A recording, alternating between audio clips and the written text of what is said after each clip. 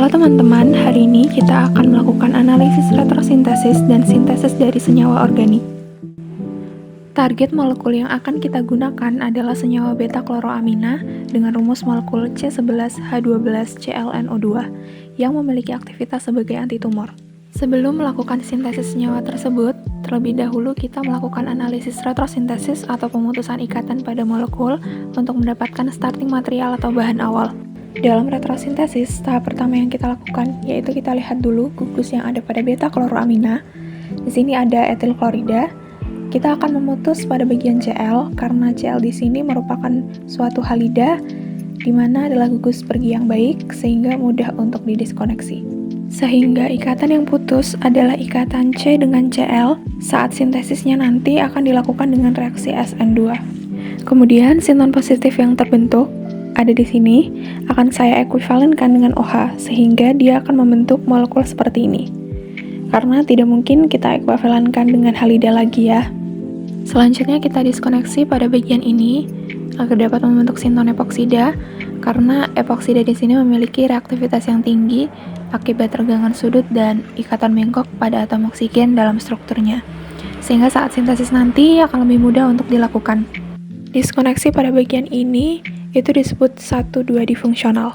Kemudian untuk sinton positifnya di sini akan saya ekuivalenkan dengan H+. Selanjutnya kita akan mendiskoneksi ikatan antara C dengan O pada ester siklik. Karena di sini kalau kita mendiskoneksi C dengan O karbonil atau double bond itu tidak mungkin. Setelah siklik terputus, maka akan menghasilkan sinton seperti ini. Pada bagian O itu bermuatan negatif, sementara pada bagian C karbonil itu bermuatan positif. O negatif yang terikat pada amina akan saya ekuivalenkan dengan H+. Sementara C karbonil yang bermuatan positif akan saya ekuivalenkan dengan OH-. Kemudian pada tahap ini yang bisa kita diskoneksi adalah ikatan C dengan N. Karena kalau kita mendiskoneksi pada ikatan COOH, C dengan C itu tidak mungkin karena tidak ada reaksi yang bisa memasukkan COOH ke dalam suatu benzena secara langsung. Sinton negatif yang terbentuk kemudian saya ekuivalenkan dengan H+, sehingga menghasilkan asam antranilat yang memiliki gugus NH2 atau amino dan gugus COOH atau karboksil. Kemudian pada sinton positif akan saya ekuivalenkan menjadi sebuah epoksida. Apabila kita ingin menggunakan asam antranilat sebagai starting material itu bisa jika tersedia di dalam laboratorium. Namun, asam antranilat itu tidak umum digunakan sebagai starting material sehingga kita perlu mendiskoneksinya lagi menjadi molekul yang lebih sederhana. Namun di sini kita menemukan problem di mana terdapat gugus NH2 dan COOH yang tidak bisa didiskoneksi secara langsung sehingga perlu kita lakukan FGI atau konversi satu gugus fungsi ke gugus fungsi yang lain. Pertanyaannya, mana yang akan kita konversi atau FGI? Gugus NH2 atau gugus COOH?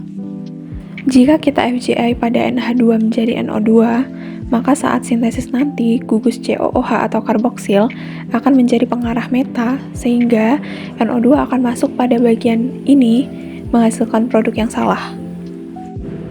Kemudian jika kita FGI pada COOH menjadi CH3, maka NH2 akan menjadi pengarah orto dan para, sehingga CH3 akan masuk pada posisi orto dari NH2 dan menghasilkan produk yang benar. Sehingga gugus COOH di sini kita FGI menjadi CH3 dan ketika sintesis nanti akan kita lakukan oksidasi. Selanjutnya baru kita bisa mendiskoneksi CH3 atau alkil sehingga ikatan yang terputus adalah ikatan C dengan C dan pada saat sintesis alkil akan masuk melalui reaksi alkilasi Friedel-Crafts. Maka starting material yang kita gunakan untuk mensintesis beta-kloroamina itu adalah anilin. Tahap pertama sintesis kita akan memasukkan CH3 atau alkil melalui reaksi alkilasi Friedel-Crafts dengan reaktan AlCl3 menghasilkan ortometil anilina.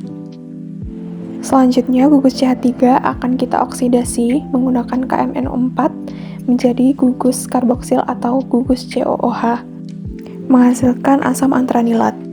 Asam antranilat kemudian kita reaksikan dengan epoksida berlebih sehingga dia akan menghasilkan siklik kemudian akan bereaksi dengan amina membentuk gugus tersebut. Kemudian gugus OH di sini akan kita substitusi dengan halida Cl menggunakan reaktan SOCl2 melalui reaksi substitusi nukleofilik menghasilkan target molekul yang kita inginkan atau beta-kloroamina. Sekian retrosintesis dan sintesis dari beta-kloroamina. See you in another video.